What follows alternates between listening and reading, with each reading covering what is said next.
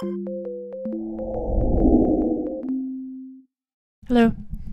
Hola.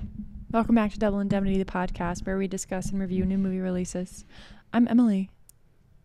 I'm Jonathan Pyle. Good for you. I guess we don't have to say our last names anymore because we have the same last name. I guess we do. I don't know. Can you prove it? Can I prove that my last name is Pyle? I can. We'll just have to see about that one. So, couple of intros to the podcast. Be prepared for lots of spoilers. Also, follow us on LetterBoxd at DI_podcast. We post the movies there before we talk about them. That's the gist of it. You ready for the first segment of the podcast? Yeah. What are we watching right now? Oh, goodness. We're watching 9 Perfect Strangers on Hulu, which has Nicole Kidman in it, and I love her. But I was kind of expecting more out of it. It's okay. I was thinking about a different show today that it reminded me of that I was like, I feel like they're trying to be this show. Oh, Beans wants to come up. What? I can't remember it, though. Who did it have in it? I don't remember. All I remember today, I was like, this is trying to be like this, but it's not as good as it. I don't know. It's just not as much of a thriller as I was thinking it would be. I don't remember what it was like, but it was crazy. It's been a long day at work, so give a girl a break. True. So, I made myself a cup of tea today because it's cold outside now, which is good and a bad thing because it means all the good movies are coming out because, as Jonathan said earlier today, it's fall, but then it also means that it's cold outside, which I just don't particularly like at all. Me either. And we live in South Dakota. Which is conflicting. Which is kind of an What issue. is it? A conflict of interest? Yes. What exactly does that mean? It means like... I'm trying to think of like I feel like I hear an it example. in use all the time, but I don't know if it's actually like... It's like, oh, I want to like hire this person, but they're also my nephew.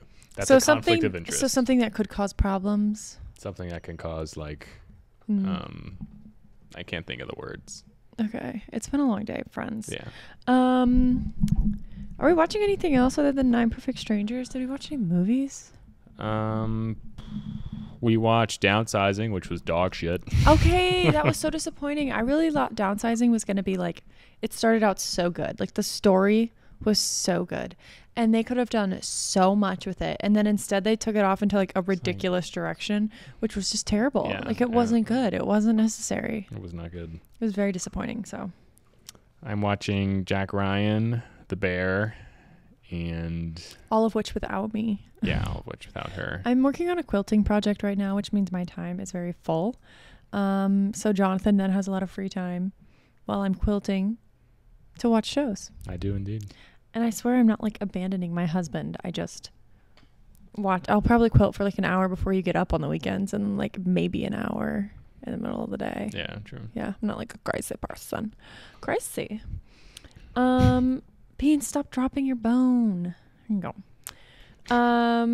Do you want to intro the movie? Yeah, movie is Anatomy of a Fall, directed by Justine Triet. Is that a woman? Justine. Oh my gosh. She is a director. Yes. She's directed a couple other movies, but not any that you would know, or I would know, honestly. Okay. Last one was Sybil, directed in 2019. Okay. Never heard of that. Yeah. The movie stars Sandra Huller as Sandra Voita. Oh, her name's actually Sandra. Yeah, along with another person. That's convenient. I know. Swan, I'm going to just butcher these names. Swan Artaud as Vincent, her lawyer. Mm-hmm. Antoine Reinhardt as the prosecutor. I wrote the prosecuted. Milo Grenier as Daniel, and Samuel Thace as Samuel. So both of them, the main couple, they use their real names. I wonder if like the person who wrote it like had the actors in mind. It was not planned. It wasn't planned? It was not planned. Both of them? Yeah, I don't know. No, not both of them. That is so crazy. Oh my gosh. All right. I thought that was wild. The plot. A woman is suspected of her husband's murder, and their blind son faces a moral dilemma as the main witness.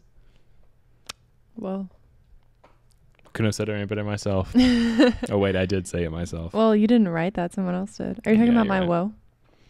What's up? Are you talking about my woe, or are you talking about the description? Both. Okay. Budget? I'm going to guess... We're going in 7 euros. million? Euros. Euros. 7 million euros. 6.2.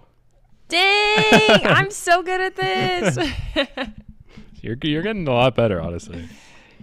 When we first started doing this, I was like... I was just throwing random crap. And you know what? I still throw random crap out there, too. I'm surprised at how good I am at it.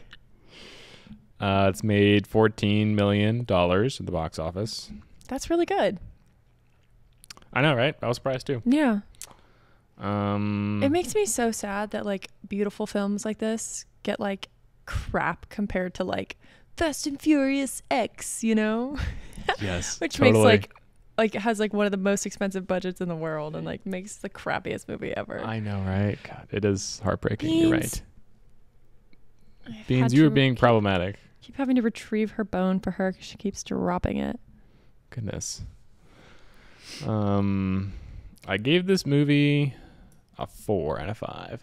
Mm-hmm. Yes. I gave it 4.5. 4.5. Yeah. I quite liked it. I very much appreciated it. I'm very glad. Yeah, I thought it was really good. Yeah, as far as like court case procedurals go, I quite enjoyed it. You enjoy a court case movie? Every now and then. This one was a good one for sure. Mm-hmm. And I liked how it gave you new information during the case that you did not know beforehand. So it's almost like you were part of the jury. Does that make sense? I guess, but also, like, I feel like you knew exactly what they were going to give you because they told you, like, at one point, like, oh, there's this damning piece of evidence, but we're not going to, that's the one piece of evidence they don't tell you. So you're like, okay, they'll show us this eventually. You know what I mean? Like, you're just kind of like waiting for them to show you the piece of evidence. I get it, but it was also a part of the climax, and it's also, like, I think very clarifying for the story as well that they kept that piece of evidence, like, private. Yeah. Yeah, overall, I thought it was, like, a very thought-provoking film. Like, there's a lot of themes in it. There's a lot of, like, heavy topics.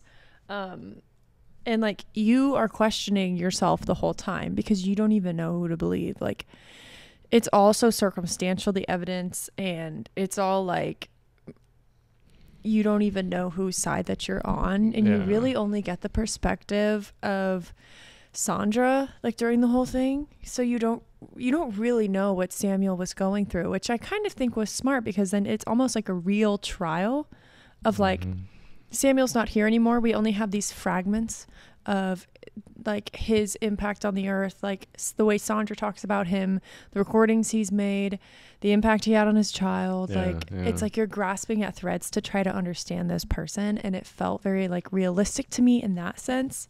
That they didn't, I really like that they didn't do flashbacks to their relationship as a couple because they could have easily done that as like a basic way of developing their relationship and showing you how their relationship truly was. And I liked how instead they, like, threaded it into the way she talks about him, how she doesn't admit to the bad things at first, but then the more that you question, the more you kind of realize, like, it was not all, like, sunshines and rainbows.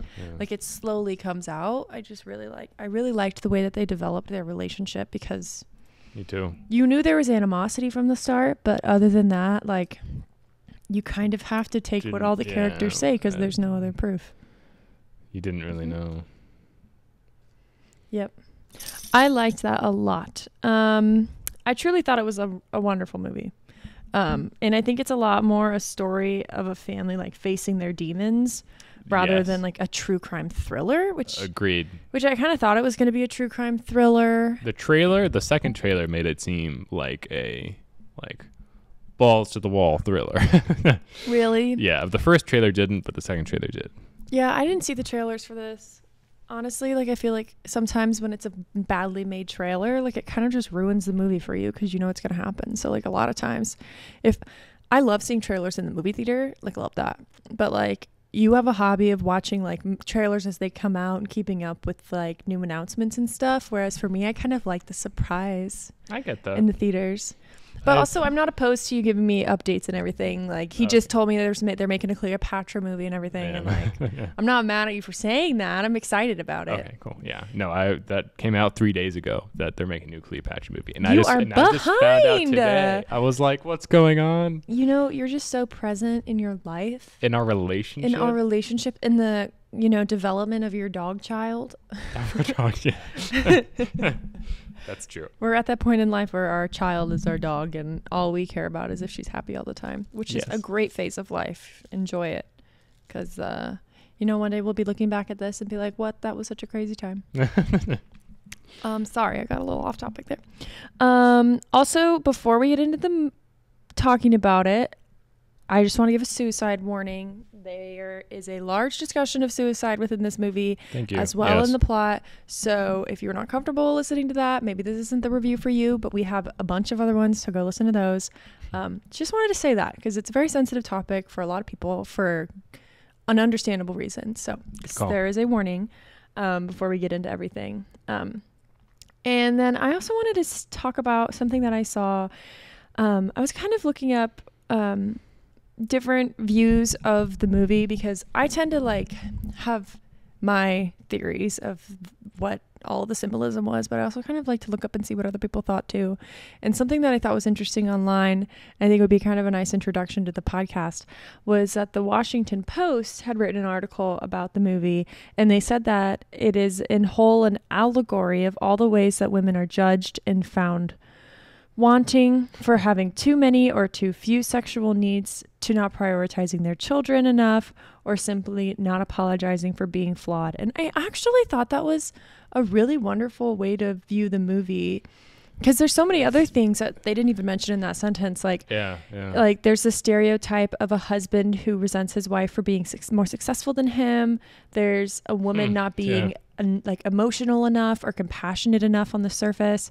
There's the theme of like a woman having to maintain her temper, but her husband can yell at her and that's fine. You know, like a lot of stereotypical themes of like womanhood and what's expected of a woman. And that's all present there. That's good. Yeah, I thought that was a really interesting point, and I wanted to lead with that because I think that's going into like watching the movie and like analyzing it, it kind of completely changes like everything, and you kind of notice all these little things that like people are criticizing her for doing this, or like she's struggling with this and people are hating her for it, and it's like it's kind of they're just fitting into the stereotypes of like how a woman has to act in society. It's really cool. That's a really cool note, actually. Thank you, and thank you to the Washington Post for sparking my curiosity. Yeah, it definitely. This film also won the Palme d'Or. Yes, we can't forget that at the Cannes Film Festival, the highest award there. I forgot what else I was gonna say. Anything else about that? Well, we reviewed the winner of the Palme d'Or. Is that what it said? Palme d'Or. Palme d'Or. We reviewed it last year, The Triangle of Sadness, right? That's right. That was like episode number... It was one of our first podcast episodes. Like 4 or 5. Yeah, which is crazy. Yeah. I loved Triangle of Sadness, though. We should make it a thing. We always review the Palme d'Or. I don't know how to say that. I'm sorry. I don't we should really always know how to say it review either. The winner of that award because I apparently like it every year. So that's true. Yeah, a lot of them are pretty good. I need to watch more winners. I've been tracking it on my list on LetterBoxd. Isn't Triangle of Sadness the first movie that we saw at the State Theater? No, we saw The Birds with your parents. Oh. But still, it was one of the first. Triangle of Sadness was probably the second one, though. I remember Triangle of Sadness, when you go in, they like give you a warning of like nausea, like, and they will offer you like throw up bags. Yeah. I was like, what? Because I get really nauseous watching like home family videos, just like the shaky camera and stuff. And I get more car sick from that than I do in an actual car for some reason. But older I've gotten, the more like throw up in movies affects me. Really? Yeah, I don't like it. I'm so the same. It's like the older I get, my tolerance for things is getting lower, which you would think like as you get older, it gets better. I know, right? As a kid, like that wouldn't bother me at all. Yeah, Literally. same thing with like gory stuff. Really? It bothers me more now than it used to. Like, I mean, I did a lot of internships growing up in medical fields. I watched a lot of surgeries, a lot of people being cut open, and I was fine. Yeah. And then now, like, I see somebody bleeding and I'm like, oh my God, I can't handle it. I don't know why. I don't know. It doesn't affect me at all. Probably because I was desensitized at an early age watching Band of Brothers when I was 12. But You watched Band of Brothers when you were 12. How would you compare it? Okay, how many times have you watched it? This is the second time when we most recently watched it. That's so interesting. So what did you think about it as a child versus watching it now as an adult? Like, what were your perspectives on it different? As a child, like, yeah, I thought it was good. But I didn't really quite understand the themes, the brotherhood and the themes behind it. I just wanted to see people get blown up. You know what I mean? Really? Because there are so many themes in it. And there's a lot of like character development when you were a kid. Like, did you just think those scenes were boring? I don't really remember what I thought about that. I didn't think they were boring. I just didn't think they were what I think they are now. Mm-hmm. I guess that's the way to say it. Yeah, I was just curious. Okay, do you want to get into the plot? Yeah. Okay, so the movie starts out with you seeing Sandra Voiter and a young student who is interviewing her at her home in Grenoble, France. Oh, sorry. Fun fact. The movie opens with an instrumental version of 50 Cent's Pimp featuring Snoop Dogg. And their dog is also named Snoop. Why did they pick that song? It was so perfect for it. It was such a perfect song. It was so annoying. Because it was supposed to be annoying, but then it's also like a good song. Like it's a good beat. Yeah.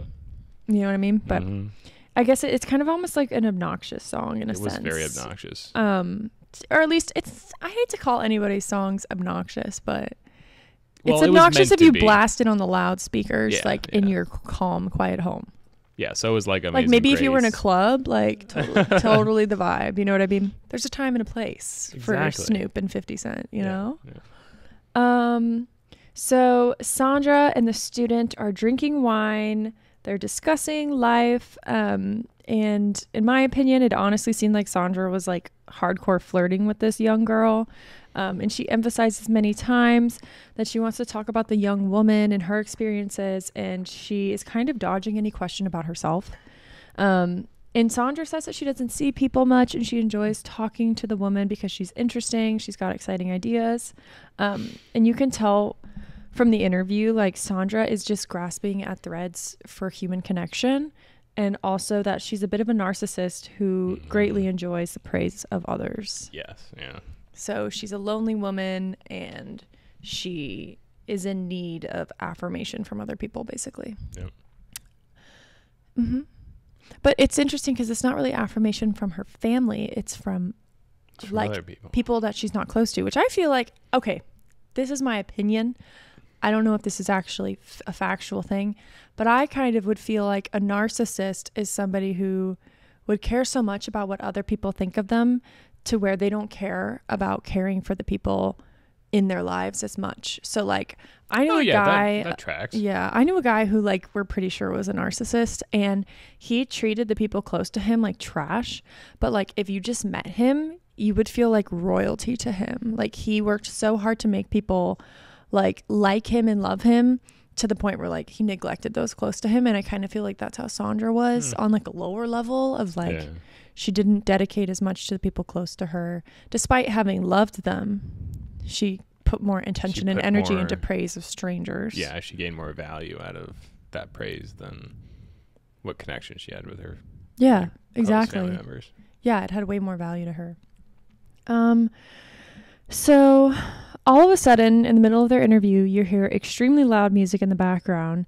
You can see the instant annoyance in Sandra. And she says it's just work being done upstairs.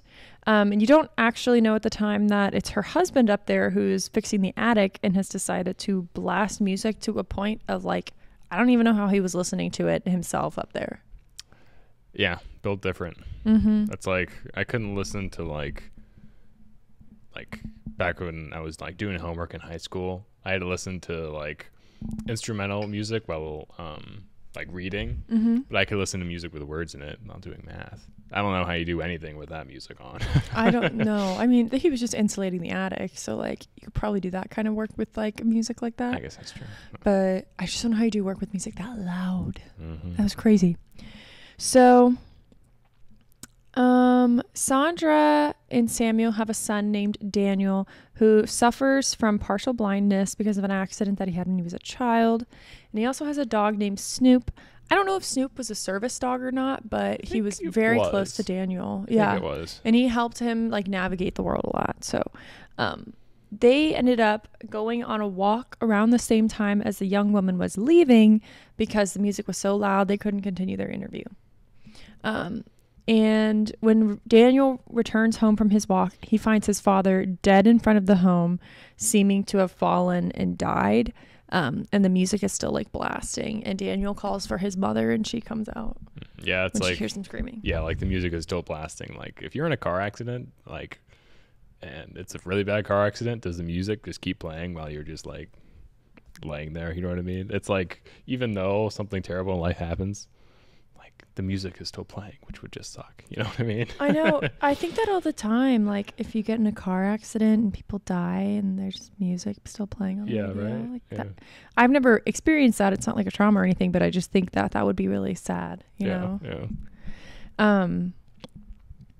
And so the police arrive and the investigators come. Sandra basically says that when it all happened, she was taking a nap with earplugs. And I'm like, my woman, I don't think earplugs are that good that you could like sleep through that sound. No. And she didn't hear her husband like falling to his death from their like third story window. Like, I don't know. I found it kind of sus. And so kind of like at the start, you're like a little suspicious of her. Yeah, you know? I was. The director told Sandra Haller, the director did not tell her whether she was innocent or guilty. Rather, she told Haller to act as if she was innocent. Heller? Who's that? The actress, Haller. Sandra Haller. Sandra Haller. So she was supposed to act like she was innocent? Yeah. But she doesn't know if she actually is or not? That's an interesting, like, kind of acting thing to do. That she doesn't even know if she's innocent. Yeah. You know? Because then there's no, like, little bit of conniving or fear that would, I feel like, be instilled in you. I feel like she also felt guilt because regardless of if she killed him or not, he killed himself because he hated her. Yeah. Like that is undisputed, you know? And so I think she does feel guilty regardless. Okay. So the investigators come. Sandra gets a lawyer who is an old friend, Vincent Renzi. And there's a lot of discussion as to if Samuel fell or if there was another outcome such as suicide or homicide. Sandra is instantly considered a suspect as details begin to come out about her and her husband having a pretty volatile relationship, and also the fact that she kind of covers it up at the start. Yeah. She kind of pretends like they were in a decent marriage and everything, and I find it so funny that people always say like, only a guilty person would say that and say that they're innocent or something. And I'm like, how do you know that? Like, that doesn't make any sense. Like, of course a guilty person's going to say they're innocent. And of course an innocent person's going to say they're innocent. And I know there's a lot of like science and study to it. And I'm not saying I'm an expert, but I don't know. It always irks me when they're like, that's what a guilty person would say. 'Cause it's like, you don't know that. That's fair. Like, it's like, this case isn't representative of every other single case. Yes. And like people experience guilt differently, you know? Yeah. Not guilt. Well, yes, guilt. But grief. I meant to say grief. People experience grief differently. So they do an autopsy and they find out that Samuel's wounds cannot conclusively be tied to a suicide, accident, or homicide. So the investigators decide to pursue homicide. They're very suspicious of Sandra, but it takes them a while to like fully get enough evidence to be like, it was you, bitch. So Sandra doesn't believe that Samuel would kill himself, but she does what she can to try and help her lawyer build a case of suicide because it's much easier to prove suicide than it is to prove a fall. So she later calls her lawyer, telling him she had a memory come back that months prior to Samuel's death, he had tried to kill himself by overdosing on aspirin and getting like blackout drunk. And she found him passed out. He had thrown up everywhere, and he ended up surviving the suicide attempt. So due to the strain in Sandra and Samuel's marriage, they don't really discuss the issue, and they kind of just sweep it under the rug and pretend nothing happened, which I think is probably another reason that Samuel resented her, because he literally tried to kill himself and she like pretended it didn't happen, you know? Yeah. That's... Like, yeah. Like, I feel like I don't know. That's kind of brutal. Resent that as well. So as a viewer, you don't know if Sandra is making a story up or if she's just starting to remember signs of suicidal ideation that were going unnoticed originally. So there's kind of like this complexity of like, do you believe her or not? Because it is suspicious she remembers it later. Mm-hmm, yeah. But maybe she just didn't realize in the moment that these were red flags, you know? Yeah, which is understandable. I feel like anybody who experiences something where somebody in their life does something extremely unexpected and devastating, like I feel like the people who are survivors of that or family members or people close to them, I feel like there's no way that they don't start to realize like, oh my gosh, this should have been a sign, you know, about little things. Like I should have noticed this. This was a sign that I was like not ignoring, but, you know, not noticing. Mm-hmm. And I feel like there's just no way that you wouldn't start to do that. And if she starts to like think maybe my husband committed suicide, like, oh my gosh, maybe this one night he had tried to kill himself. Yeah. And she let it go unnoticed, you know? Yeah, I guess it depends on the person and circumstance. Yeah. And they were so out of touch with each other. Like they were married, but they were not together. Like they were not emotionally there for each other. They were not on the same page about anything. It's very sad. It was very sad. Yeah, it was more just like, it wasn't like what I got out of it. The main argument wasn't, okay, is she guilty or is she not? It was mainly just an examination of their relationship and how it fell apart and what drove him. Yeah, so it's almost like the anatomy of the fall of their marriage. Yeah. That's good, yeah. Wow. Deep stuff. Words play words. So Daniel claims to the police that he heard his parents talking upstairs before he left for his walk and that they were not yelling. The investigators don't quite believe him because how could he hear that over the ridiculously loud music? Which is fair. Even though he might have a heightened sense of hearing due to like his partial blindness. So they did a little experiment, which I feel like would be extremely traumatizing and PTSD inducing for a child, but they made him stand in the same exact spot that he would have been standing, and they blast the music while people upstairs in the home were like talking at different vocal levels to see if Daniel could hear, and he wasn't able to hear them until they were like actively yelling. Mm-hmm. So it kind of like disputes Daniel's claims, kind of makes him an unreliable witness because there's no way he could have even heard it because he validated it himself that he wouldn't be able to hear it.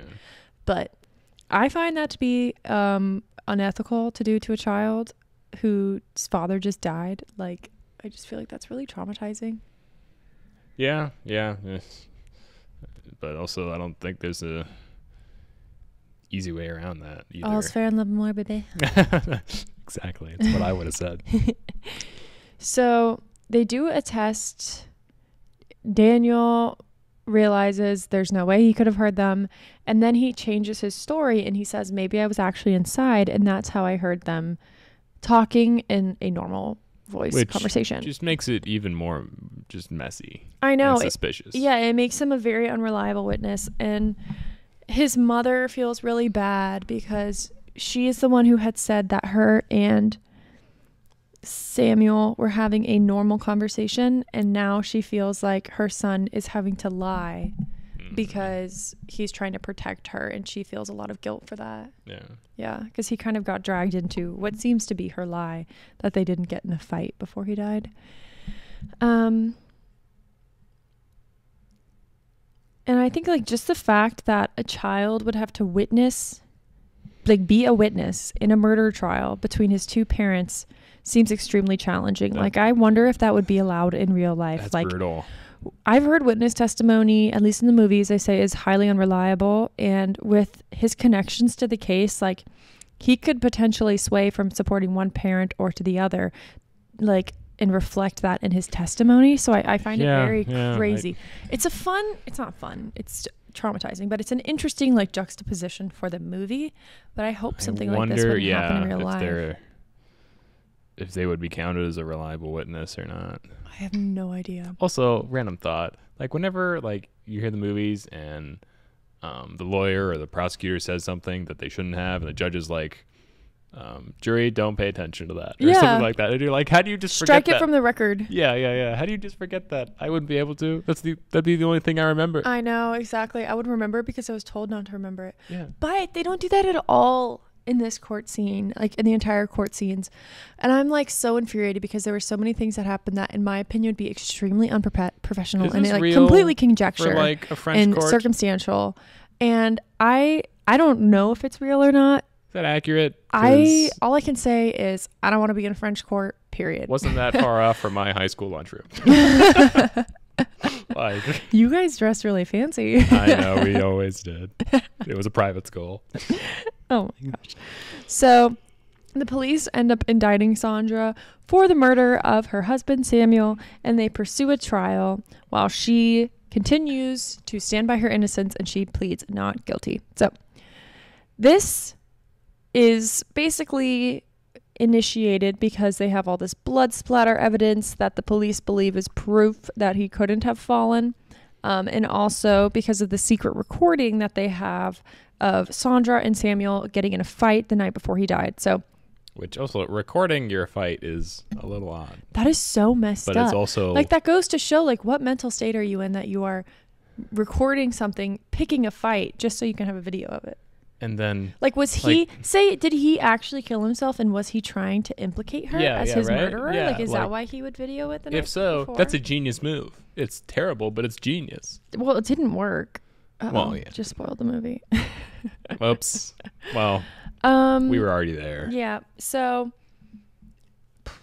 you don't get to hear the recording. They keep it secret. So you kind of know that it's going to be a bombshell, and they talk it up like it's going to ruin Sandra's case, and that Samuel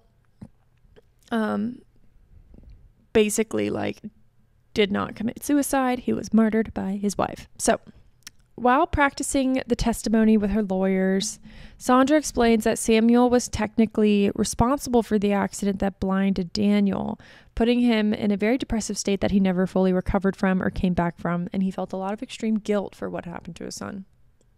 As but even. Yep. And so Sandra's native tongue is German, but she has to do her testimony in French because she's in France, and she hates even practicing the testimony. You can tell she's very uncomfortable even doing it in English. And you can tell personality-wise that she's not going to be greatly liked by the jury because she gets very frustrated, I believe, with the translation of having to speak in French. And because of that, it almost, like, conveys her as a very, like, frustrated, short, like, irritated person, which is, like, good for the prosecution, but helps their case. Yeah. So they tell you that a year passes and the trial has begun, and Sandra's defense team claims that Samuel fell from the attic window and hit his head on the shed, while the prosecution believes that she hit him with a blunt object and pushed him from the second floor balcony. So during an argument with Samuel's psychiatrist and the prosecutor, she admits that she felt resentment towards Samuel after Daniel's accident. She resents him for reflecting his guilt onto Daniel. And she talks about Daniel, saying that she never wanted him to feel handicapped because despite his vision impairment, he's capable and worthy of a full life. And I thought that was a very beautiful thing for a mother to say about her child. But it was interesting how everybody was, like, fully attacking her. Like, everybody had already decided she was guilty. And, like, his psychiatrist came in and was slandering her, saying she was the worst wife in the world. And she made such a good point. She was like, if I had been seeing a psychiatrist while I was married to Samuel, they could come up here and say a multitude of terrible things about Samuel, just like you're saying about me. Yes, yeah. And those are just fragments of their relationship. Like, that is no proof. That is just Samuel venting to somebody who he pays to vent to, you know? Yeah. I'm not saying that's what a psychiatrist is. Obviously, it's more than that, but You know what I mean? Conclusive evidence. Yeah. Yeah. It's not conclusive evidence that they had a terrible marriage. Sorry, fun fact that has nothing to do with what you're talking about. Because I forgot to mention it earlier. The very beginning of the movie, the ball bouncing down the stairs was the most difficult shot to get. Really? They needed the ball to not bounce too fast and roll out of frame, so they dipped it in a dog-friendly glue to slow the ball down. Interesting. You know what it reminded me of? It reminded me of those the balls from Pixar. Nope. It reminded me of the like ghost watcher shows where they're like, push the ball down the stairs. Oh my god. And then they push it and it goes boop boop boop boop boop boop. And they're like, it's a ghost. God, those are just bull crap. That's what it reminded me of. I felt like there must have been some symbolism to that, like first scene of the movie, but I don't know what it was. I was trying to think of the same thing. After that scene, I was like, why would they make that the first shot? I don't know, because the second I saw it, I was like, oh, is he going to fall down the stairs? Oh. Like, that's what I thought. But no, he doesn't. He falls off the balcony. I do that with a lot of movies. I'm like, first shot, why did they do that? And then I compare it to the last shot a lot. I don't remember the last shot. She was sleeping with Snoop. Yeah, sleeping with Snoop. Which, glad the dog gets some more screen time. The dog, I loved it. There were a lot of things that they showed from the dog's point of view, which was interesting. Like, they were kind of following the dog around to a certain extent, and that they did a good job at making you fall in love with him, and then they best supporting break dog. Your hearts. So they play the tape they play the tape in court where Samuel accuses Sandra of plagiarism, infidelity, and controlling every aspect of his life. He states that she imposes everything that she wants in life on him, and it's his responsibility to provide that for her. And I really thought this audio was going to be highly damning for Sandra, but I believe it actually helped her case in saying that he was not in a stable mindset, because Samuel was running in circles with the same arguments over and over again, saying things like he isn't able to speak his mother tongue, French, with her at home, even though she can't either. She's a native German. So English, in her opinion, was the middle ground for their relationship. He also homeschools Daniel, and it takes up all his time, and he blames that for him not being able to write. Even though he chooses to homeschool Daniel, she doesn't force him to, and he doesn't want to stop. So how is that her fault? Yeah. And then they moved to his hometown of France, because that's what he wanted to do. He wanted to move there and renovate this house. And for some reason, he's blaming her from stealing his culture and his home tongue away from him. And one interesting note to me about this whole thing of him imposing his culture, her imposing her culture on him, was that their kid only speaks in French and he never responds in English, and he never speaks German either. So is that because he believes his mom is controlling and he has to choose, and he's so close to his father, so he only speaks French as some sort of retaliation to his mom?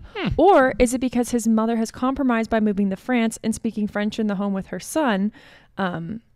And that's why. That's a good question. That's a really good point. Like, that is a huge point, that her son only speaks French, and her husband is saying that she has imposed everything on their life, and she can barely, she's very good at French in my opinion, but she is not comfortable speaking French.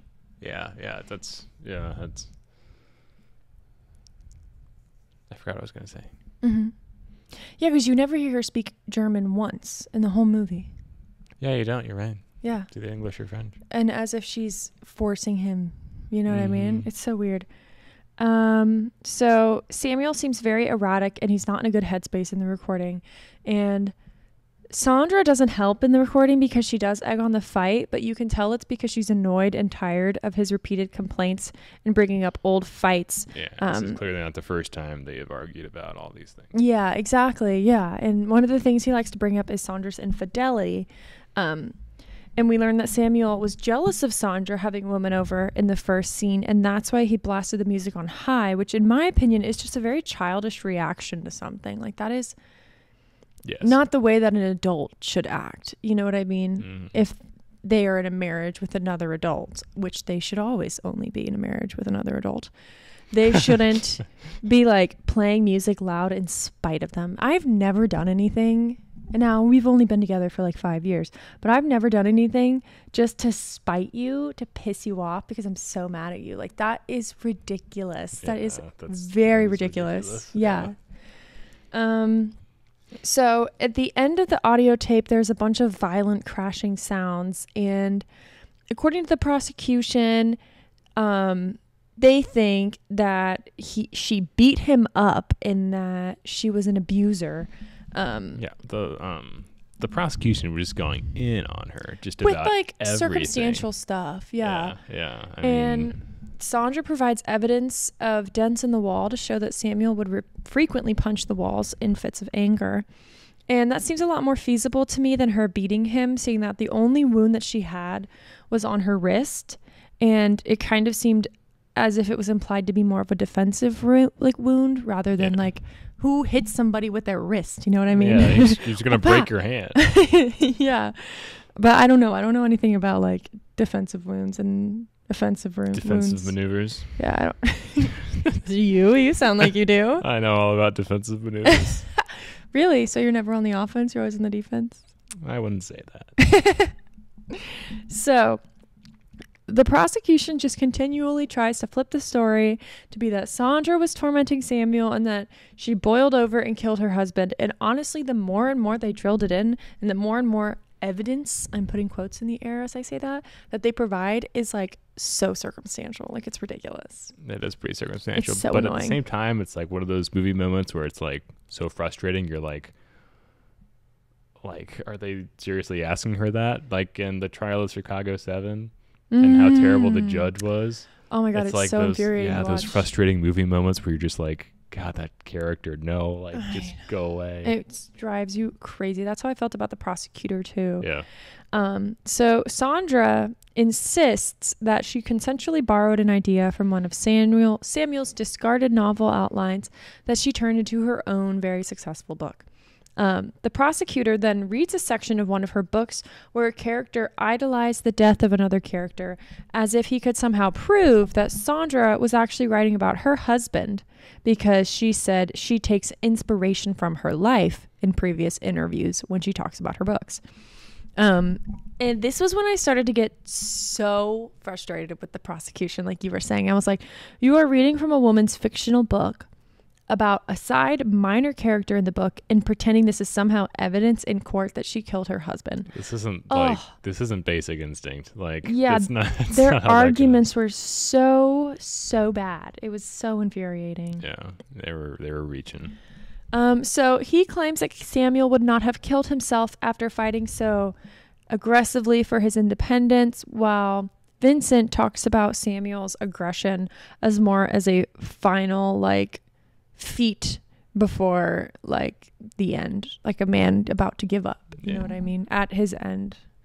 So Daniel is extremely traumatized by hearing the deep secrets of his parents' marriage, and he asks the judge if he can testify again in front of the court because he has remembered some pertinent evidence. So that weekend, he asks for his mother to leave the house so that he can be alone. Obviously, a witness and a defendant living in the same home could potentially be a conflict of interest, as we discussed earlier. That was an excellent use of that term. Thank you so much. So they did have a court-appointed supervisor or guardian to prevent the mother and the son from speaking about the trial when they were in the home, but his mother is heartbroken when he asks her to leave because she thinks she has lost him and that he's going to testify against her, which I can't even imagine how painful that is, feeling that your child has turned against you and thinks that you're a murderer. And I was wondering if he was doing it to just have a moment to think away from her, or if he was doing it to make his testimony seem more valid because there was no chance she could have influenced him if she was not with him. So he doesn't really know if she's guilty or not, and he's fully struggling with it. And he asks his guardian who she believes, and he doesn't want to decide for himself one of two evils, either his mother being a murderer or his father having killed himself. Either way, yeah. It's not a good. But this is where the symbolism of him being blind comes in, because he's not a blind witness having heard the murder. He's just their blind son, you know what I mean? Yeah. And so I think the symbolism is he never fully saw either of his parents, and this trial is what truly gave him the sight to see the reality of his family, regardless of if he could physically see them or not. So yeah, you know what I mean? That's cool. I like that. I didn't think about that. Yeah, it was very eye-opening for him. So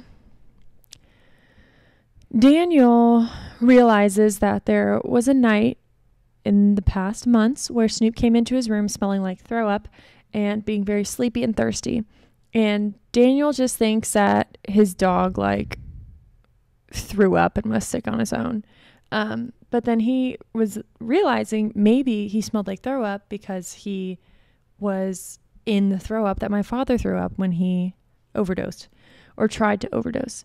So he does an experiment where he poisons his dog with aspirin to see what would happen. And this scene is extremely brutal to watch. Dogs, in my opinion, are a very soft topic. And I was just thinking of Beans the whole time, like watching it. Like it was so heartbreaking. It's a hard to watch scene. Yeah. And so Snoop almost dies from it, but his guardian comes and helps him bring Snoop back by making him throw up. And there were chunks of pills in the vomit, just like how his mother had described Samuel's vomit when he had attempted suicide. And this also goes to show like the extreme point of desperation that, you know, like the one creature in the world that Daniel feels closest to and the most comfortable with in this like extreme volatile time in his life is his dog. And he wants answers so badly that he's willing to risk his dog's life for it. Yeah. So that's some heavy shit. Yeah, it was very heavy. So Snoop is then super sleepy and super thirsty like he was on that one night that Daniel remembers. And so now Daniel feels like he can corroborate his mother's testimony that his father attempted suicide. So he's really struggling with everything, and his guardian pretty much tells him that even though it's her job to prevent interference in his testimony, tells him that he needs to believe what he can live with, which in my opinion sounds interfering. You know what I mean? Like he's about to testify something. It sounds what? It sounds like interference to me in his testimony. Oh, gotcha. Daniel goes up and he tells this entire testimony to the court. And he also talks about how one day when he was bringing Snoop to the hospital with his dad, Samuel implied about his own suicidal thoughts while talking about the dog's potential death. And Daniel believes that that was Samuel kind of trying to relate to Daniel his own death, his own suicide. So Sandra is then acquitted. She comes home, puts Daniel to bed, and looks at pictures of her and Samuel before she falls asleep on the couch with her puppy Snoop. And that's the end of the movie. Yep. Movie. We got to pick what we want to do. Killers. Next time. Well, there's the killer. There's also Saltburn you could do. We can do whatever one you want. I don't care. We'll do them eventually, so just whatever one you want to do first. That's true. Well, we can watch The Killer anytime you want because it's on Netflix. So Let's do that one. Cool. Okay. Bye, guys.